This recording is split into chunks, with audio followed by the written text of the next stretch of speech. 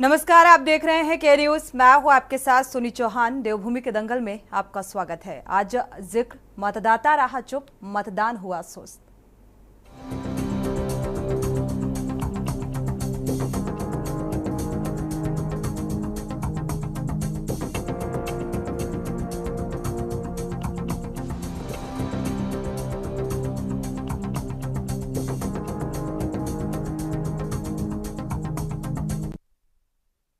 उत्तराखंड की 5 लोकसभा सीटों में पहले चरण में मतदान शांतिपूर्ण तरीके से संपन्न हो चुका है और इस बार के चुनाव में मतदाताओं में काफी उदासीनता देखने को मिली। राज्य में करीब 55.89% मतदाताओं ने अपने मताधिकार का प्रयोग किया और ये आंकड़ा पिछले लोकसभा चुनाव की तुलना में लगभग 7% कम है। उत्तराखंड के उधम सिंह नगर जिले में सबसे अधिक 61.5 तो अल्मोड़ा में सबसे कम 40.87% मतदान हुआ और इसके साथ ही 55 प्रत्याशियों के भाग्य का फैसला ईवीएम में बंद हो चुका है। इनमें से बीजेपी के राष्ट्रीय मीडिया प्रमुख अनिल बलूनी, केंद्रीय राज्य मंत्री अजय भट्ट, पूर्व केंद्रीय मंत्री राज्य मंत्री अजय टम्टा, पूर्व मुख्यमंत्री त्रिवेंद्र सिंह रावत और कांग्रेस के पूर्व प्रदेश अध्यक्ष गणेश गोदियाल, पूर्व सांसद प्रदीप टम्टा और वरिष्ठ कांग्रेस नेता पूर्व मुख्यमंत्री हरीश रावत के बेटे वीरेंद्र रावत प्रमुख हैं, जिनकी साख दांव में लगी है, ईवीएम में कैद हो चुकी है। वहीं उत्तराखंड में कम मतदान के पीछे कई वजह मानी जा रही हैं। निर्वाचन आयोग और स्टार प्रचारकों के तमाम प्रयासों के बावजूद मतदाता पिछली बार की अपेक्षा बूथों तक नहीं पहुंच सका, जिससे मतदान प्रतिशत वर्ष 2009 के आसपास ही थम सा गया, क्योंकि 2009 में भी स्थिति कुछ ऐसी ही नजर आई थी। निर्वाचन आयोग के पिछले लोकसभा चुनाव के आंकड़ों को देखें तो साल 2004 में से सबसे कम यानी कि 49.25% मतदान हुआ था और इसके बाद चुनाव दर जो है चुनाव इसमें बढ़ोतरी हुई और इस बार 55.89% मतदान ने राजनीतिक दलों के साथ ही विश्लेषकों को भी चौंका दिया है। हालांकि बीजेपी कांग्रेस अभी भी जीत का दावा कर रहे हैं। एक और जहां बीजेपी 25 लाख वोटों के अंतर से उत्तराखंड को जीतने का दावा कर रही है, तो दूसरी ओर कांग्रेस इसे सत्ता विरोधी लहर बता रही है। सवाल यही है कि आखिर क्यों मतदाता इतने प्रचार प्रसार के बाद भी अपने घरों से मतदान के लिए नहीं निकला और इसके साथ ही कम मतदान प्रतिशत के क्या मायने हैं, और इस पर आज विस्तार से चर्चा करेंगे। पहले आपको रिपोर्ट दिखाते हैं।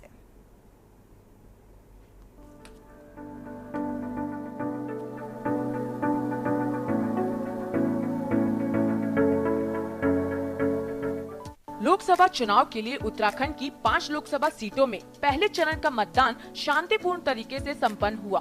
करीब 1.5 महीने से चल रहे प्रचार प्रसार की वजह से उम्मीद थी कि इस बार मतदाता दोगुनी उत्साह से आगे आएंगे, पर उत्तराखंड के वोटरों ने कम मतदान से सभी को चौंका दिया। चुनाव आयोग के भरपूर प्रयास के बावजूद राज्य में 55.89 ही मतदान हुआ, जो बीते 2 लोकसभा चुनावों के मुकाबले कम है।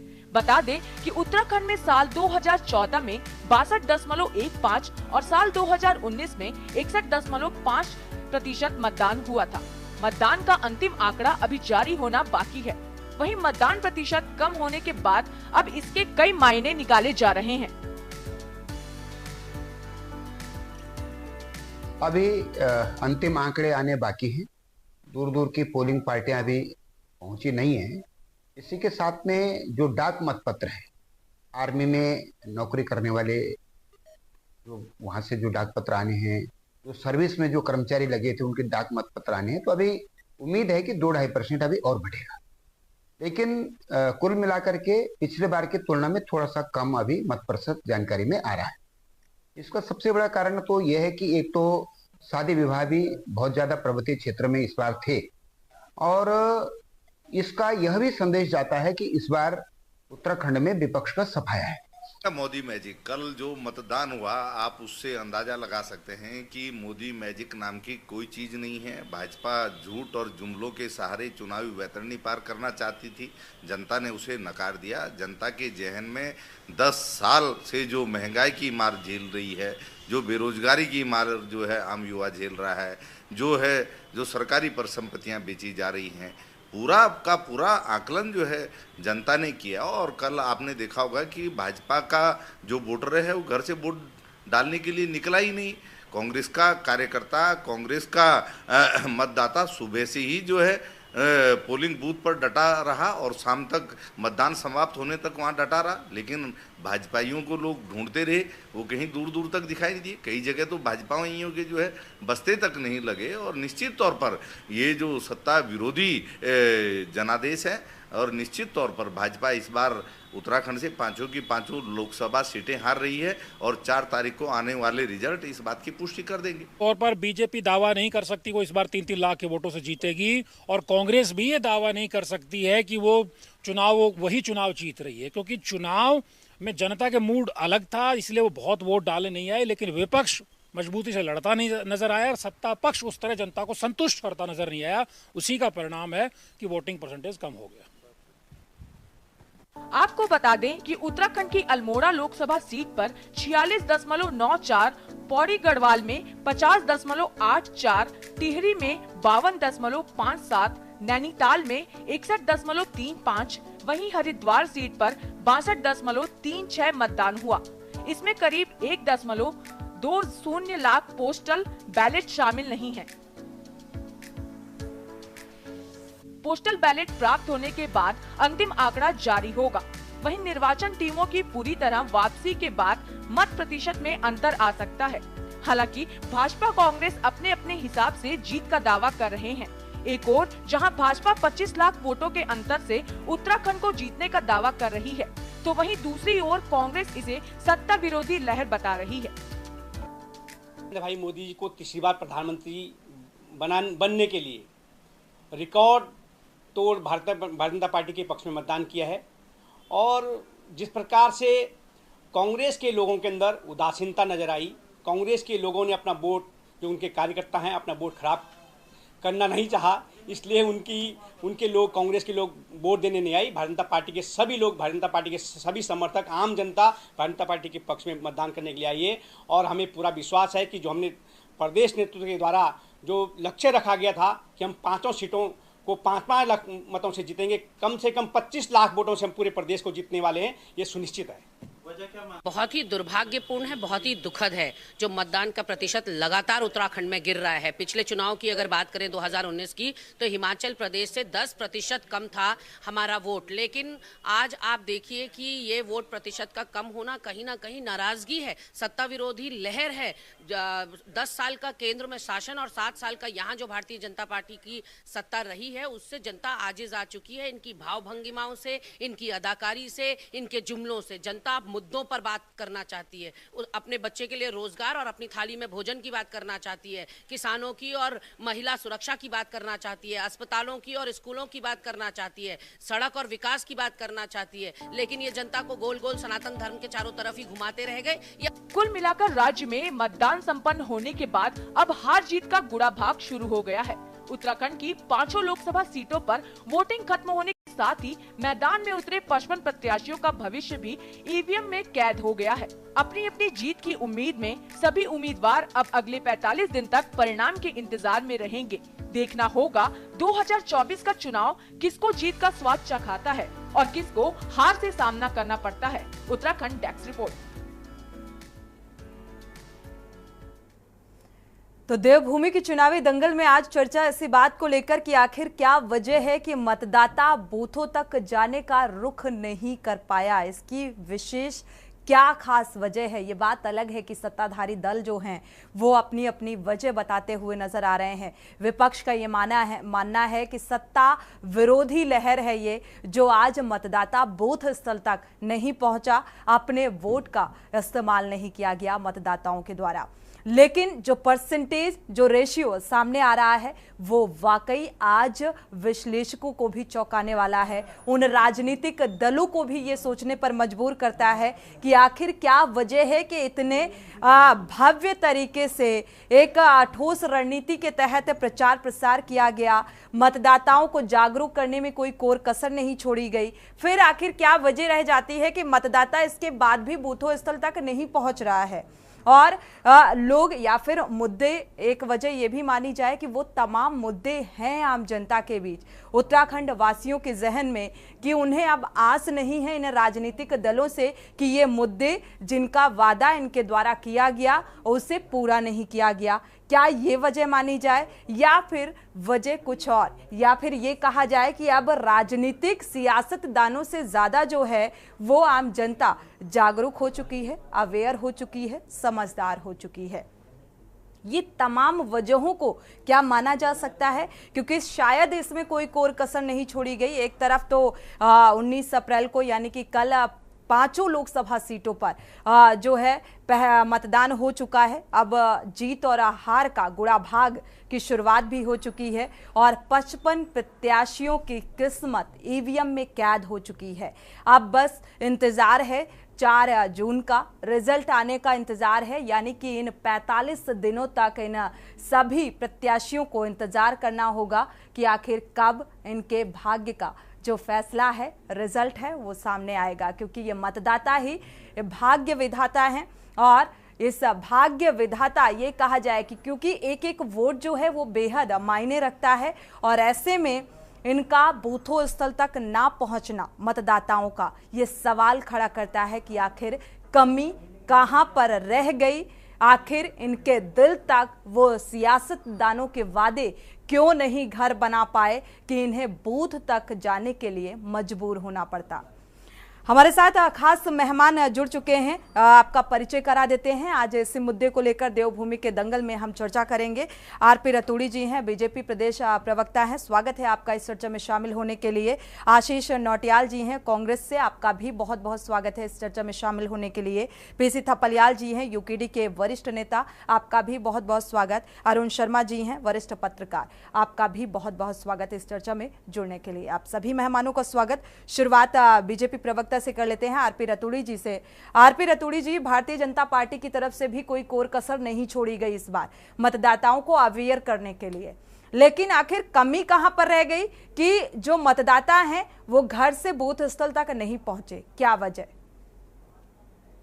निश्चित तौर पर जब विपक्ष निष्क्रिय से और शिथिल भाव से चुनाव मैदान में जाता है तो उसका असर मतदान पे भी पड़ता है। जिस तरह से हमारी विपक्षी पार्टी ने रुझान देखा होगा, आपने देखा कि एक भी बड़ा नेता प्रचार प्रसार के लिए बाहर नहीं निकला। जो भाजपा का कमिटेड वोटर था वो निकला है, उसने वोट किया है, लेकिन जब उसने देखा, मतदाता ने जो इनके पक्षधर थे, कि जब मेरे नेता ही निष्क्रिय हैं तो मैं क्यों सक्रिय हो जाऊं, वो निष्क्रियता का कारण रहा कि मतदान निश्चित तौर पर, और ये लोकतंत्र के लिए अच्छी घंटी नहीं है, ये ठीक नहीं है। मतदान लगभग 60-65% होना चाहिए, लेकिन मेरा जो मानना है, क्योंकि हम लोग जो बूथों में जा रहे थे तो हमने यही देखा कि अगर विपक्ष चुनाव में बड़ी ताकत लगा देता, विपक्ष तो कह रहा है कि कहीं ना कहीं सत्ता विरोधी लहर है ये, और इसीलिए मतदाता बूथों तक नहीं पहुंचे। नहीं, ये पार्टी, मैंने कहा नहीं कि भारतीय जनता पार्टी के जो कमिटेड वोट है वो निकला है, उसने वोट किया है। ये जो निष्क्रियता विपक्षी दल की थी उसका मतदाता नहीं निकला तो परसेंटेज गिरा है। चलिए, ये वजह है कि विपक्षी दलों की वजह से, मतलब इसका जिम्मेदार भी विपक्ष है। ठीक है, हमारे साथ विपक्ष के नेता भी जुड़े हुए हैं, कांग्रेस प्रवक्ता का रुख कर लेते हैं आशीष नौटियाल जी का। आशीष जी, क्या वजह नजर आ रही है कि भारतीय जनता पार्टी की तरफ से भी मतदाताओं को जागरूक करने का प्रयास किया गया, जोर शोर से वो चुनावी अभियान और प्रचार प्रसार नजर आया, लेकिन बावजूद इसके ये परसेंटेज इतना कम क्यों? देखिए सोनी मैडम, असली पता तो 4 जून को लगेगा। इस समय तो एक आंकलन का वक्त है जब हम लोग आंकलन कर सकते हैं आखिर ऐसा क्यों हुआ होगा। और भारतीय जनता पार्टी के अंदर आज भी देखिए कॉन्फिडेंस लेवल इतना हाई है कि 5-5 लाख वोटों से जीत रहे हैं। कहाँ जीत रहे हैं? वोट तो पड़े ही नहीं, वोट टोटल है कितना ये तो देखें। तो ये लोगों का बेमतलब का कॉन्फिडेंस लेवल चल रहा है मैडम। जो आज जो मतदान कम हुआ उसका मेन कारण है जनता में निराशा। जनता निराश है राजनीतिक दलों से, देखा जाए तो जनता ये सोच रही है कि एक उम्मीद के साथ भारतीय जनता पार्टी को सपोर्ट किया था कि ये पार्टी आएगी तो हमें ये सब फैसिलिटी मिलेगी। भारतीय जनता पार्टी तो अभी भी कह रही है कि 25 लाख के अंतर से वोटों से हम जीत हासिल करेंगे। अभी भी कॉन्फिडेंस लेवल हाई है भारतीय जनता पार्टी का। इतना झूठा कॉन्फिडेंस है इनका, क्या आत्मविश्वास किस तरह से बोलते हैं। इन्होंने तो हर जगह बोला था, इन्होंने तो हिमाचल में भी बोला था हम ही सरकार बना रहे हैं, बंगला यहाँ पे भी बोला था, बांग्लादेश में, तो ये तो हर जगह बोलते हैं। तो लेकिन सच्चाई ये है कि जनता में निराशा है। आज आप देखिए मैडम, 35 गांवों ने वोट ही नहीं डाला, चुनाव का विरोध करा। कई और गांवों में भी वोट लोगों ने नहीं डाले। तो देखिए जनता सोच रही है कि हम वोट दे क्यों, हमने ऐसा ही रहना है, तो कोई फायदा नहीं है। जो विश्वास, जो वादे, और सबसे ज्यादा बड़ी बात बताऊं मैडम आपको, उत्तराखंड की जनता वाकई ही मोदी जी को सुनती है। उन्होंने मोदी जी को सुना है, मोदी जी के विचारों को सुना है। उन्होंने किस तरह से अपने जब भी भाषण हुए हैं कांग्रेस पार्टी के ऊपर भ्रष्टाचार भ्रष्टाचार हर बात की जाति आरोप लगाती हुई आई है। जनता इस बात को सुनती है। लेकिन जब जनता ने बाद में देखा कि ये वही पार्टी है जो भ्रष्टाचार भ्रष्टाचार बोल रही थी, लेकिन असली भ्रष्टाचार तो भारतीय जनता पार्टी के अंदर पकड़ा गया। इलेक्टोरल बॉन्ड जैसा इतना बड़ा भ्रष्टाचार जो भारतीय जनता पार्टी ने किया, हमारे ऊपर तो सिर्फ आरोप है, आरोप तो किसी में भी लगा दो। आप चैनल में बैठे विपक्ष को नहीं गया था चंदा, विपक्ष अभी भी उसी मुद्दे पर है। तो ये जो मैडम जो मेन बात हुई वो भ्रष्टाचार पकड़े जाने की बात है। भ्रष्टाचार किसका पकड़ा गया? जब एक आदमी पे बड़ा विश्वास होता है, जब इंसान उसको भगवान समझ बैठता है, और जब उसका शैतान रूप देखता है, तो वो आदमी डर जाता है कि मैं किसको वोट दूं, कैसे वोट दूं। यहाँ तो ये भी शैतान निकला, तो सबसे बड़े शैतान तो ये निकले। और मैंने खुद बूथ में मैं भी बैठा था, इनको पता नहीं कि ना चश्मों से दिखता है क्या दिखता है। हमने देखा मैडम, जो मेन जो आदमी है, जो मेन जो वोटर था बीजेपी का, वो घर से नहीं निकला। मेन वो नहीं निकला कि त्रिवेंद्र जी से वोटर नाराज है, वो घर से निकलने को तैयार नहीं था उससे, क्योंकि इन्होंने टिकट त्रिवेंद्र जी को दिया। त्रिवेंद्र जी से तो कभी इनका सिर तो भी नाराज था, जिन्होंने हटा के अलग किया। तो जो उधर की बात करें हरिद्वार की, तो वहां तो वोटर इसलिए नहीं निकला डोई अलग का। इधर राजा राजलक्ष्मी जी का पूरा विरोध था, यहाँ का वोटर नहीं निकला। तो इनके और वहां तो आप देख ही रहे हैं पौड़ी में किस तरह लहर चल रही है गणेश गोदियाल जी की। तो हर जगह इनकी स्थिति खराबी नजर आ रही है। और असली तो पता अब लगेगा। अभी तो एक हम लोग सोच सकते हैं, और सोचने में ये नहीं गारंटी दे सकते कि नहीं हम ही जीत रहे हैं, हम ही हार रहे हैं। लेकिन जो हमारा कहता है, जो नहीं, सोचने के साथ साथ, इस पर चर्चा करने के साथ साथ मुझे लगता है अब राजनेताओं को, मंत्रियों को भी ये सोचना पड़ेगा कि भाई ऐसी क्या वजह रह गई, कि ऐसी क्या चूक रह गई कि हम मतदाताओं को उनके घर से नहीं निकाल पाए। लोकतंत्र का सबसे बड़ा महापर्व, और इस महापर्व में वोटर्स की भागीदारी इतनी कम, ये एक चिंता का विषय है। क्योंकि संविधान और लोकतंत्र को लेकर लगातार विपक्ष भी लोकतंत्र की रक्षा बचाए जाने को लेकर इस मुद्दे को जोर शोर से उठाता रहा। सत्ता पक्ष का भी यही मानना है कि भाई देश की सुरक्षा का सवाल है। तो ये सोचने का विषय है। हमारे साथ यूकेडी से भी वरिष्ठ नेता जुड़े हुए हैं, पीसी थपलियाल जी का रुख करेंगे। पीसी थपलियाल जी, क्या वजह भाप पा रहे हैं आप? क्या वजह नजर आ रही है आपको कि आखिर जो मतदाता हैं, क्योंकि ये 2004 में सबसे कम परसेंटेज था अगर देखा जाए जिस तरीके से जो आंकड़े नजर आ रहे हैं, और अब इस बार जबकि इतना मतदाताओं को जागरूक किया गया, फिर क्या वजह रही कि मतदाता इतने बड़े पर्व में भागीदारी लेने के लिए घर से नहीं निकले?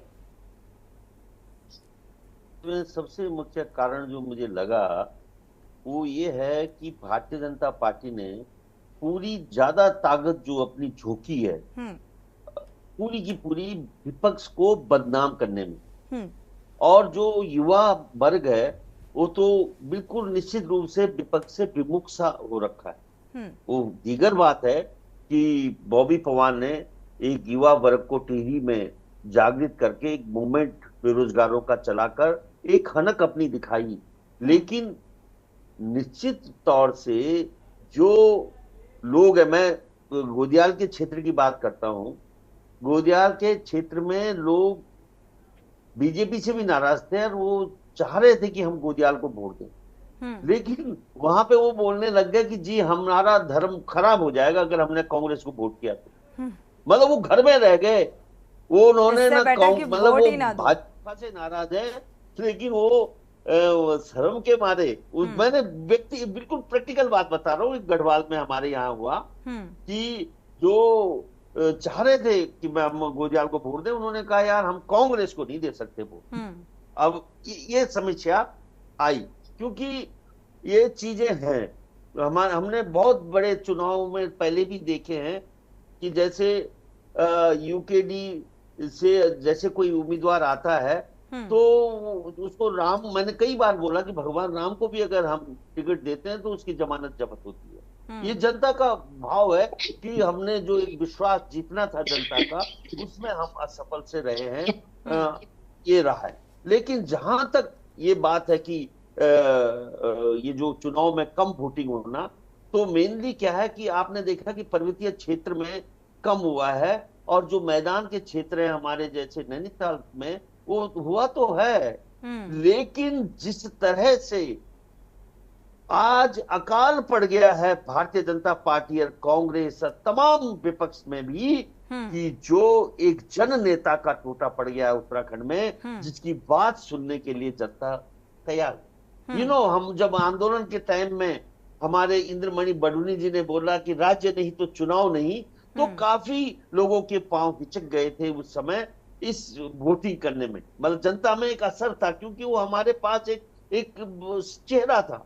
लेकिन आज अकाल पड़ गया उत्तराखंड में। कोई भी नेता, आप ही देखिए कि गोदियाल ने कभी ये नहीं सोचा कि हरीश रावत जी या फलाने तुम इधर आ जाओ। भाई हरीश रावत तो केंद्र में मंत्री रहा है और बड़ा नेता रहा है उत्तराखंड का, लेकिन उसकी भी जरूरत, अगर वो जाता तो वोट कम हो जाती क्योंकि वो बदनाम। चलिए हमारे साथ अरुण शर्मा जी भी जुड़े हुए हैं, प्रतिक्रिया ले लेते हैं अरुण शर्मा जी की भी। अरुण शर्मा जी, क्या आपको भी लगता है कि वाकई जन नेताओं का टोटा पड़ गया है? शायद ये एक वजह मानी जा सकती है। हालांकि राजनीतिक पार्टियों के अपने आरोप प्रत्यारोप निकलकर सामने आ रहे हैं, पक्ष का मानना है, विपक्ष का जो मानना है, क्योंकि कोई जैसे कि अभी आशीष जी कह रहे थे कि भाई राज लक्ष्मी शाह का विरोध हुआ, जनता उन्हें पसंद नहीं कर रही, उनके कामों को नहीं पसंद किया, जनता ने नकारा।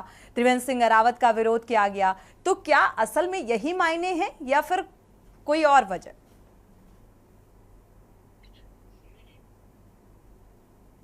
अनम्यूट करिएगा अरुण जी।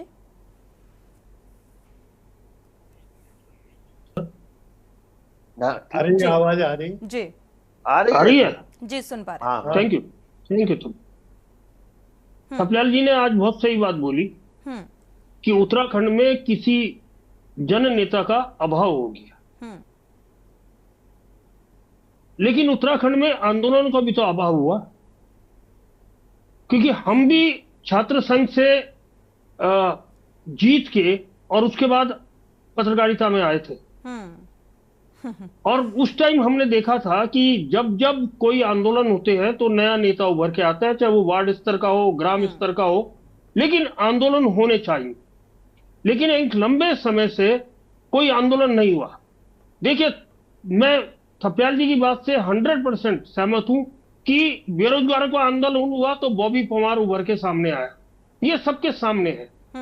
लेकिन जो मतदान प्रतिशत ज्यादा होता है कभी भी, तो उसे यह कहा जाता है कि वो सत्ता विरोधी लहर है, आमतौर पे जब भी देखें, और उसका खामियाजा निश्चित तौर पर सत्ता को भोगना पड़ता है जब मतदान ज्यादा होता है। बिल्कुल। और इस बार मतदान कम हुआ है, तो कम के क्या मायने निकाले जाए? जैसे थपलियाल जी ने तो अपनी बात कह दी, कम होने के बहुत सारे कारण हैं, और वास्तव में वो कारण वाजिब भी लगते हैं, क्योंकि हमारे आसपास हमारे मित्रों में कई जगह शादियां थी, और वो जो पूरा का पूरा परिवार वो शादियों में इतना व्यस्त हुआ कि वोट डालने नहीं गया। ये प्रैक्टिकल बात थी और हमारे सामने हुई, इसलिए हमें पता है। बहुत सारे लोग शादियों की वजह से, क्योंकि बड़ा साया था 18-19 का, बहुत ज्यादा शादियां थी, तो बहुत सारे लोग उस वजह से नहीं जा पाए। लेकिन अगर आप मतदान का एनालिसिस करें, जो 2-2 घंटे का आप हमें मतदान प्रतिशत मिला, उसका एनालिसिस करें, तो 11 बजे तक लगभग 25% मतदान हो चुका। लेकिन उसके बाद के अगर 2 घंटे में मतलब 4 घंटे में इतना हुआ, तो 11 बजे से 5 घंटे जो 6 घंटे हमें मिले हैं, उसमें मात्र 30% ही मतदान हुआ, क्योंकि 56% के आसपास मतदान हुआ है, जो पिछली बार से निश्चित तौर पर कम है। और पिछली बार भी उससे पिछली बार से कम हुआ था।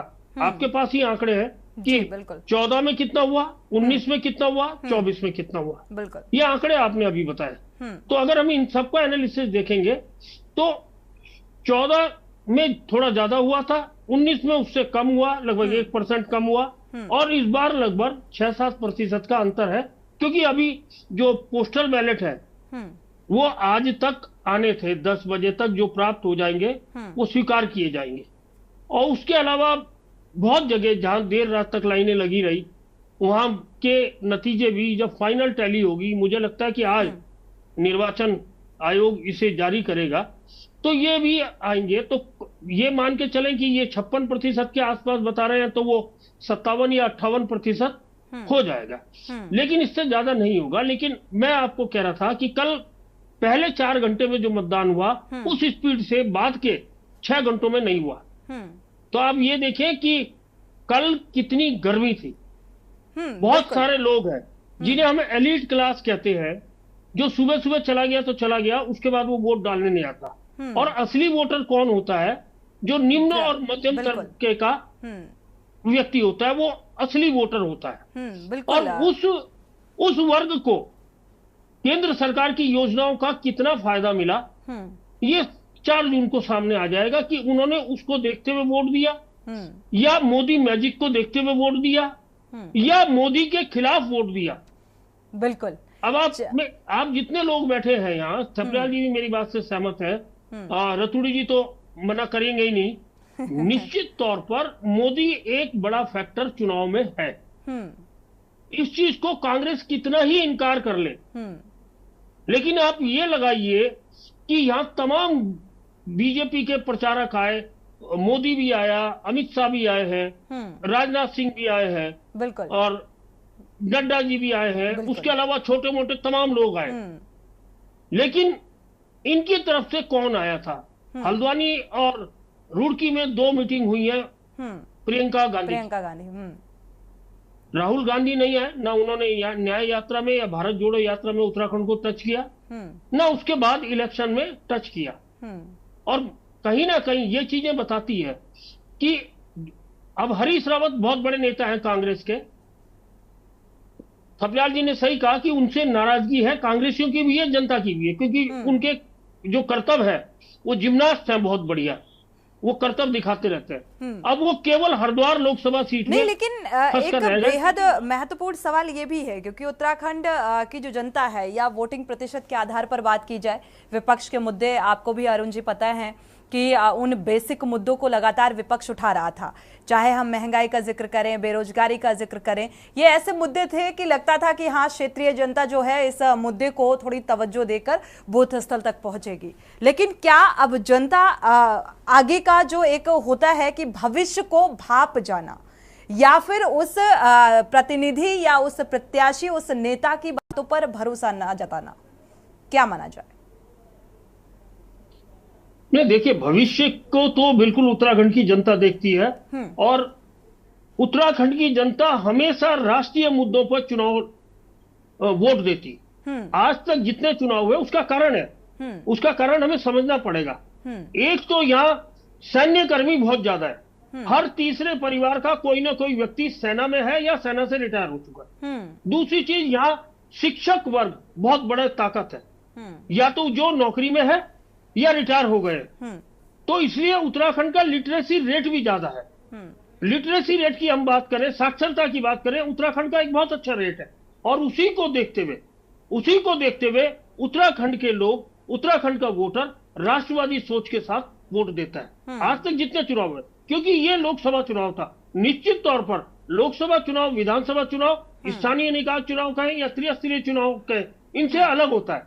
और दूसरी चीज, एक बहुत बड़ी चीज हमें ध्यान रखनी चाहिए कि हर चुनाव में हमारे पास पॉलिटिकल पार्टीज के लोग वोटर पर्ची लेके आते थे। वो संपर्क होता था।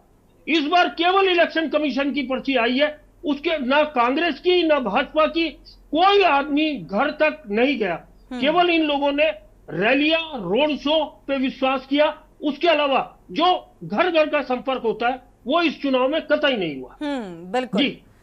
कवायद और कोशिशें बहुत की गई, लेकिन कम के कई मायने निकलकर सामने आ रहे हैं। जिस तरीके से वरिष्ठ पत्रकार हमारे साथ जुड़े हुए हैं अरुण जी, उन्होंने इस बात का जिक्र किया, क्योंकि असल मायने यही थे कि हाँ, शादी ब्याह कामकाज में जो लोग हैं, मतदाता बिजी हो गए अपने घर परिवार में। शायद यही वजह है कि वो घर से नहीं निकल पाए अपने मताधिकार का प्रयोग करने के लिए। और विस्तार से चर्चा को आगे बढ़ाएंगे एक छोटे से ब्रेक के बाद।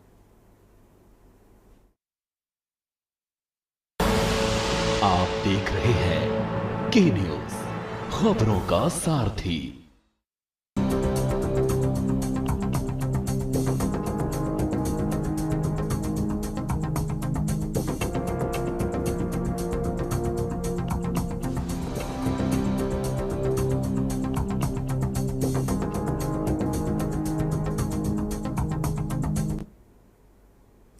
ब्रेक से वापस आ रहे हैं। देवभूमि की चुनावी दंगल में चर्चा कर रहे हैं, क्योंकि पहले ही चरण में 19 अप्रैल को उत्तराखंड की 5 लोकसभा सीटों पर जो चुनाव है वो संपन्न हो चुका है। 55 प्रत्याशियों की जो किस्मत है वो ईवीएम में कैद हो चुकी है। अब बस 4 जून का इंतजार किया जा रहा है कि आखिर कौन सत्ता पर आसीन होगा, किसको भरपूर जन समर्थन मिला है, क्या वो सरकार की तमाम योजनाएं वो उत्तराखंड वासियों को या उत्तराखंड की जनता को लुभा पाई हैं, उनके दिल में जगह बना पाई हैं। लेकिन जिस तरीके से परसेंटेज जो वोटिंग का कम आ रहा है, ये जरूर सोचने पर मजबूर कर रहा है। और आज इसी को लेकर हम चर्चा कर रहे हैं। आरपी रतूड़ी जी बीजेपी से लगातार हमारे साथ जुड़े हुए हैं, खास मेहमान बने हुए हैं। बीजेपी प्रवक्ता का रुख कर लेते हैं। आरपी रतूड़ी जी, क्योंकि लगातार हालांकि विपक्ष का अपना दावा है कि बहुत सारे आरोप निकलकर सामने आ रहे हैं, लेकिन अब 25 लाख के वोटों से अंतर से जो जीत होने का दावा भारतीय जनता पार्टी कर रही है, और दूसरी तरफ अभी आशीष जी कह रहे थे कि भाई राजलक्ष्मी शाह जी का भी भरपूर विरोध किया गया, तो ये भी एक वजह मानी जा रही है कि जिस तरीके से उम्मीदवारों का विरोध किया गया, ये भी एक वजह रही कि लोग बूथों तक नहीं पहुंचे। सोनी जी, यही तो दुर्भाग्य है कि विपक्ष आकलन नहीं करता कि वो किसका विरोध है। इन्होंने कहा कि लोगों ने वोट का विरोध किया। जरा इनसे पूछें कि 2 विधानसभाओं में, एक विधानसभा चक्रोता के लोगों ने, जहां से 8 बार के विधायक कांग्रेस के हैं, उन्होंने वहां के 26 गांव ने विरोध किया, और एक प्रतापनगर में जहां कांग्रेस का ही विधायक है, वहां के लोगों ने विरोध किया। तो क्या ये उस खाते को अपने में नहीं गिनते हैं कि आखिर इनके जनप्रतिनिधि का भी तो विरोध हुआ होगा? ये केवल बीजेपी का विरोध कह रहे हैं, तो इनके विधायक थे वहां इतने सालों से, इतने समय से, क्या उन्होंने उनको मनाने का काम नहीं किया? उनका विरोध नहीं था? तो केवल झूठी बातों से ये कहकर, मैंने कहा नहीं कि इनकी निष्क्रियता जो रही है, जब इनके बड़े नेताओं ने लावारिस छोड़ दिया उत्तराखंड को, तो उत्तराखंड की जनता ने भी इनको लावारिस छोड़ दिया। इनके मतदाता बाहर निकलने को तैयार नहीं हुए कि जब इनके नेता हमको नहीं याद करते हैं तो हम इन्हें याद क्यों करें।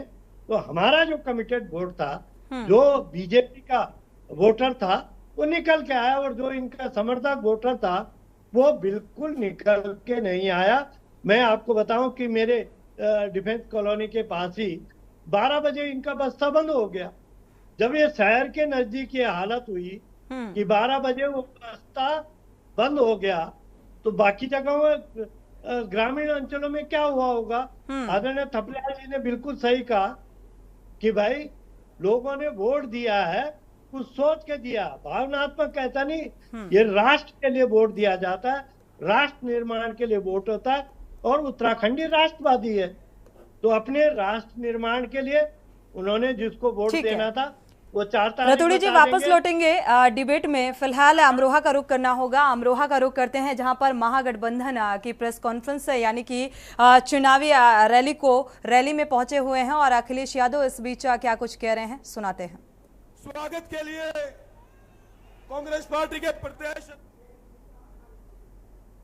आज 10 साल हो गए, बताओ किसी किसान की आय दोगुनी हो गई हो? कोई हमारा बुनकर भाई खुशहाल हो गया हो? हमारे नौजवानों को कहा कि नौकरी देंगे, हर साल 2 करोड़। बताओ बेरोजगारी इस तरीके से फैली है और सरकार जानबूझ करके बेरोजगार रखना चाहती है। अभी जितनी भी सरकार में परीक्षाएं हुई हैं, सब पेपर लीक हो गए। पहला पेपर लीक हुआ, सरकार सावधान नहीं हुई। उसके बाद जितनी परीक्षाएं हुई, सब में पेपर लीक हो गए। और कई बार मैंने कहा कि 60 लाख बच्चों का, 60 लाख नौजवानों का भविष्य अंधकार में डाल दिया इस सरकार ने। और अगर किसान नाराज हैं, अगर हमारा नौजवान भी नाराज है, और अगर 60 लाख बच्चों के परिवार का इन्होंने भविष्य छीना है, तो केवल अगर हम 60 लाख के परिवार के लोगों की नाराजगी को गिन लें, अगर एक परिवार में 3 लोग इस सरकार से नाराज हैं, तो 60 लाख बच्चों का पेपर लीक किया इन्होंने।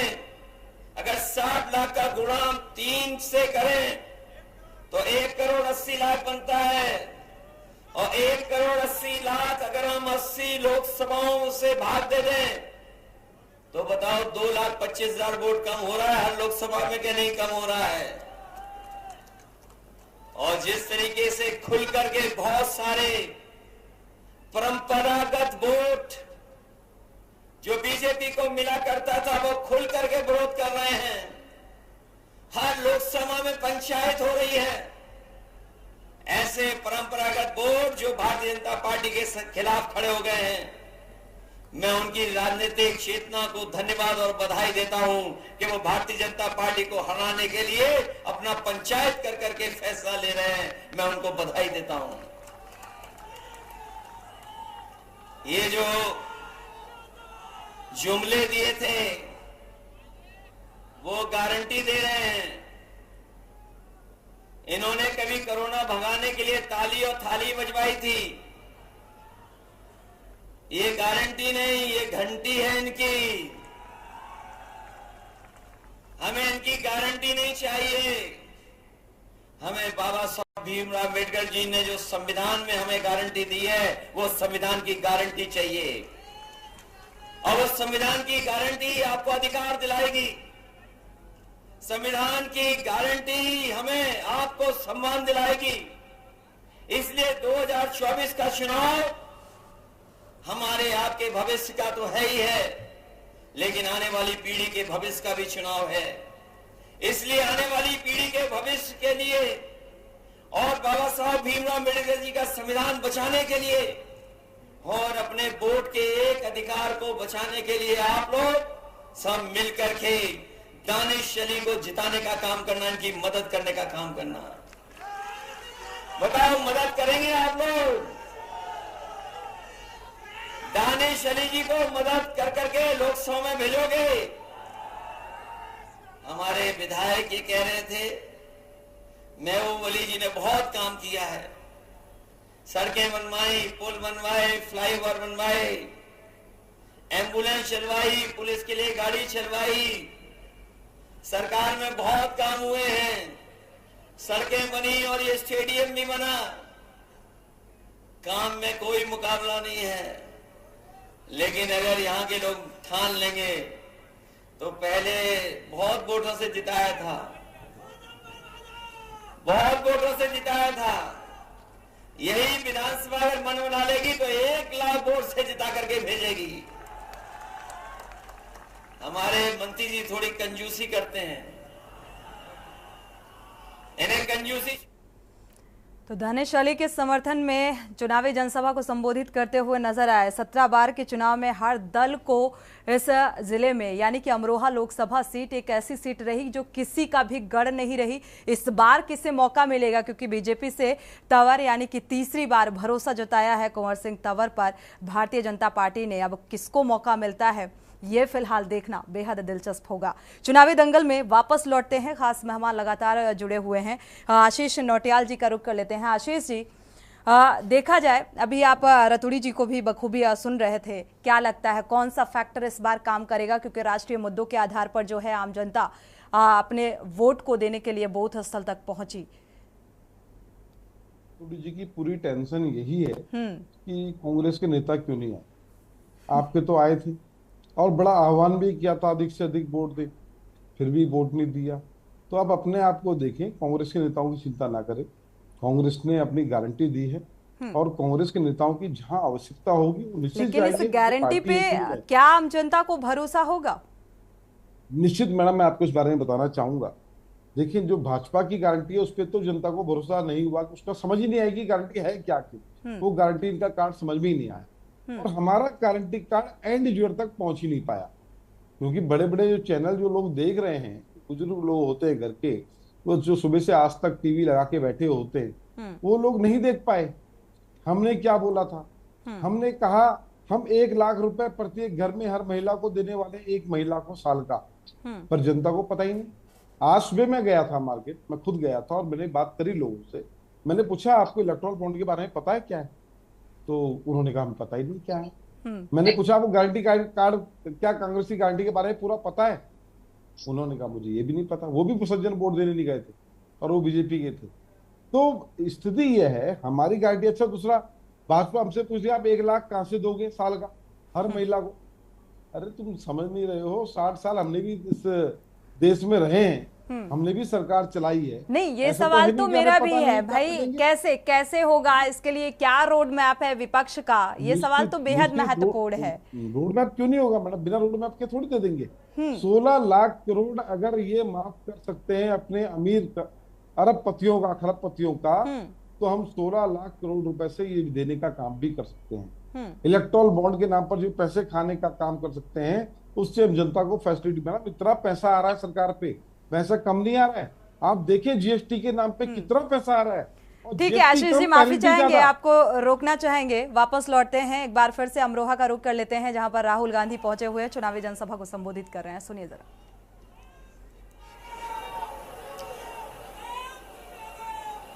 चुनाव में एक तरफ इंडिया गठबंधन और दूसरी तरफ बीजेपी और आरएसएस, ये विचारधारा की लड़ाई है। और पहली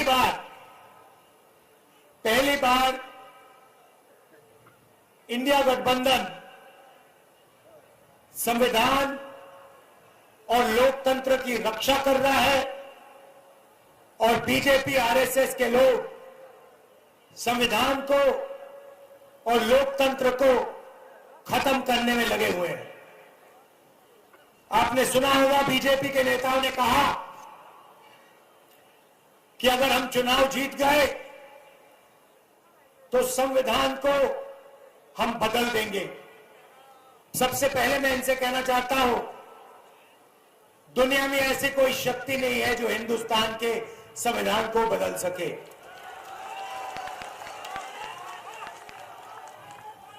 पिछले 10 साल नरेंद्र मोदी जी ने 15-20 अरबपतियों का दबाकर काम किया है। अदानी नाम आपने सुना होगा, सुना है? देश के सारे एयरपोर्ट उसको दे दिए, पोर्ट्स दे दिए, बिजली, खदाने, डिफेंस की पूरी इंडस्ट्री दे दी। तरीका बड़ा सिंपल है। एक तरफ आपका ध्यान भटकाते हैं,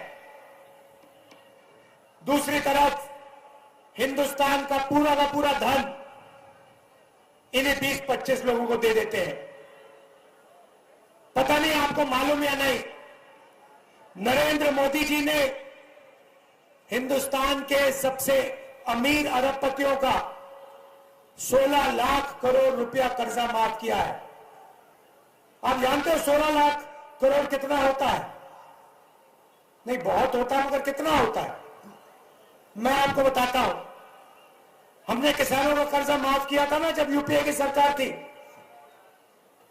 अगर आप 25 बार किसानों का कर्जा माफ करो या 25 साल का मनरेगा का पैसा, इन्होंने 10-15 लोगों का कर्जा माफ किया है।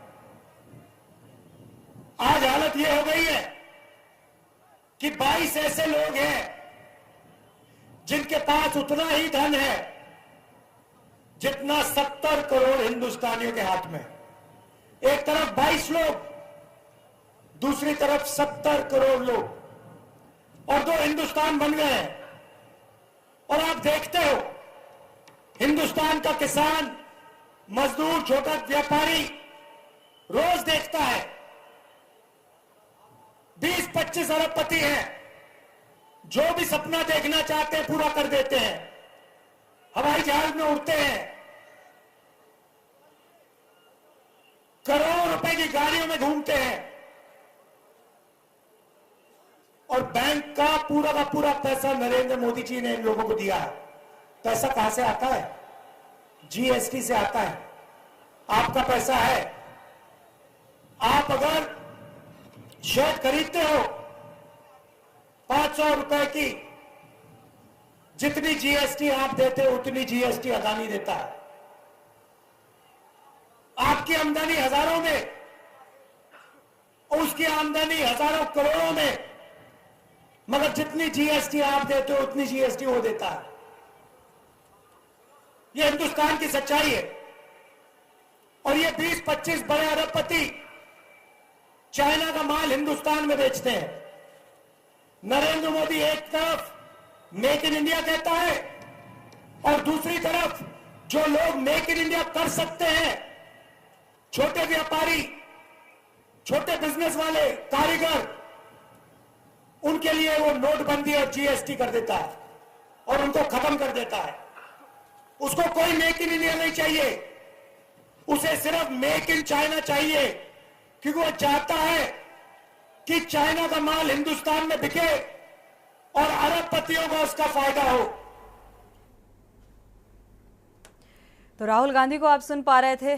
फिलहाल अमरोहा में एक साथ एक मंच पर गठबंधन सपा सुप्रीमो और राहुल गांधी की मौजूदगी, और इस बीच राहुल गांधी ने साफ तौर पर यह कहा, निशाना साधते हुए नजर आए कि बीजेपी और आरएसएस की विचारधारा के खिलाफ ये लड़ाई है।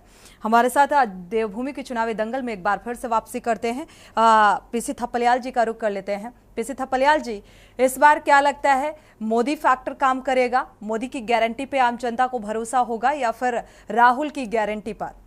क्योंकि लगातार किस तरीके से भारतीय जनता पार्टी के जो दिग्गज हैं वो चुनावी प्रचार प्रसार में आम जनता के बीच नजर आए, चुनावी जनसभाओं को संबोधित किया, विपक्ष की तरफ से वो शायद उस तरीके की तैयारी देखने को नहीं मिली।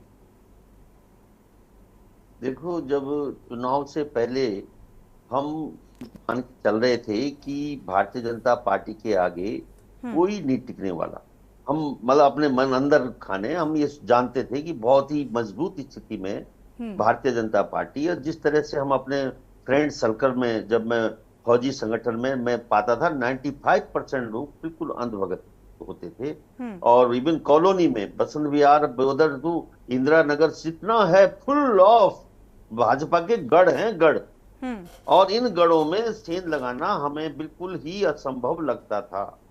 लेकिन जब शुरुआत हुई चुनाव की और जब नामांकन में जब भीड़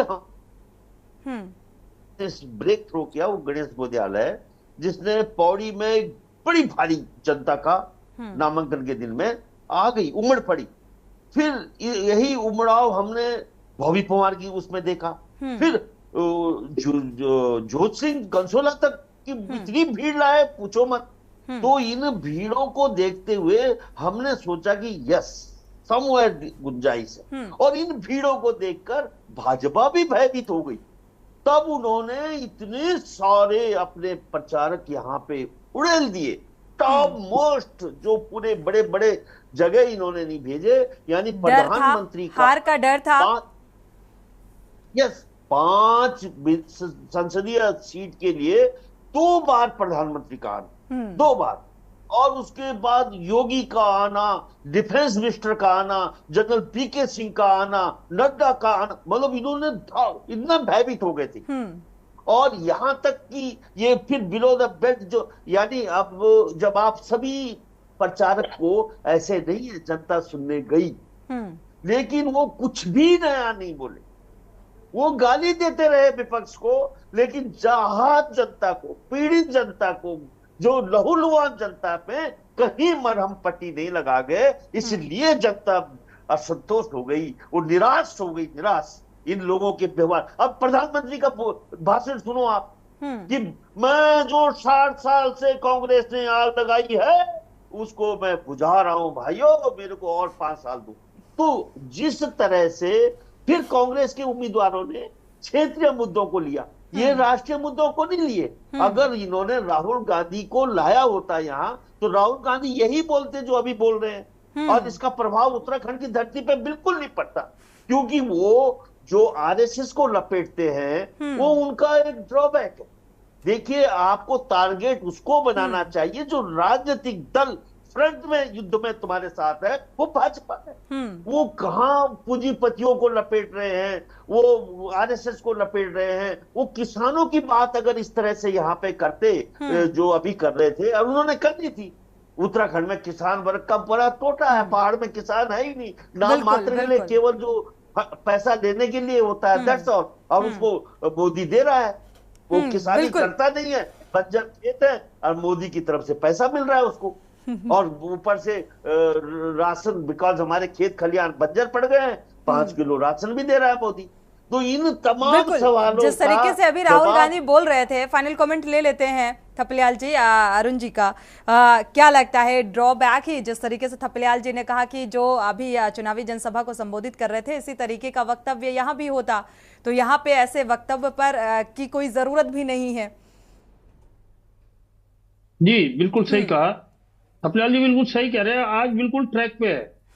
और दिन ये फिर इधर उधर हो जाते हैं, पर आज बिल्कुल सही है। मैं इनको धन्यवाद बोलता हूँ कि देखिए, जब बात संगठन की हो, देखिए एक तो संगठन, एक मोदी मैजिक, तीसरी चीज प्रचार, बिल्कुल ठीक, चौथी चीज सोशल मीडिया का भरपूर उपयोग। आप ये देखिए, आज हर आदमी के हाथ में मोबाइल है, हर आदमी दिन भर इंटरनेट देखता रहता है। और मुझे लगता है बीजेपी इसको बहुत अच्छे से जानती है, इसीलिए इस रणनीति पर चलती है। उनके पास सारे पेशेवर टीम है जो उनकी रणनीति को सटीक तरीके से अंजाम देती। देखिए, निश्चित तौर पर जो थपलियाल जी ने बोला कि गणेश गोदियाल ने बहुत अच्छा परफॉर्मेंस किया इस चुनाव में, बिल्कुल, रिजल्ट क्या आएगा वो तो बात की बात है, लेकिन परफॉर्मेंस वाइज वो नंबर 1 है पूरे कांग्रेस के कैंडिडेट। बिल्कुल। दूसरी चीज, अल्मोड़ा में प्रदीप टमटा कांग्रेस की तरफ से मजबूत लड़ाई लड़ी उन्होंने, रिजल्ट कुछ भी आए, लेकिन नैनीताल बहुत कमजोर रहा, बिल्कुल, टिहरी बहुत कमजोर रहा, और खासकर हरिद्वार बहुत कमजोर रहा।